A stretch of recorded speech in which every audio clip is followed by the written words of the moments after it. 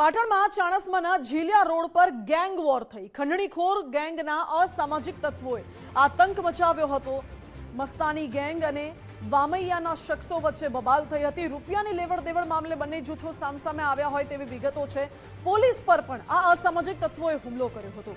પોલીસની PCR van પર ગેંગના શખ્સોએ એટેક કર્યો હતો। પોલીસને પતાવી દેવા માટે આ ગેંગે શું ષડયંત્ર રચ્યું તે પણ એક સવાલ ઉઠી રહ્યો છે। મોટી સંખ્યામાં ગેંગના સભ્યોએ પોલીસ પર હુમલો કર્યો હતો અને મોટી સંખ્યામાં શખ્સ આવી જતા પોલીસે પણ જીવ બચાવવા માટે જવું પડ્યું હતું। પોલીસે પોતાનો બચાવ ન કર્યો હોત તો કદાચ પોલીસને પણ શું આ ગેંગ પતાવી દેતી એ સવાલ અહીં ઉઠી રહ્યો છે। અચાનક મોટી સંખ્યામાં ગુંડાઓ પોલીસ જવાનો પર તાટકી પડ્યા હતા। પોલીસના જવાનોએ સમય સૂચકતા વાપરીને પોતાનો આબાદ બચાવ કર્યો। જોકે આ ગુંડાઓએ પોલીસ પર કરેલા હુમલાના સીસીટીવી પણ સામે આવ્યા છે। પોલીસના કાફલાએ ગુનેગારોને પકડવા હવે ચક્રો ગતિમાન કર્યા છે। સવાલ એ ઉઠે છે કે શું હવે આ ગુંડા તત્વોને પોલીસનો પણ કોઈ ડર નથી રહ્યો, પોલીસનો પણ કોઈ ખોફ નથી રહ્યો કે પછી અધિકારીઓની પણ સંડોવણી છે।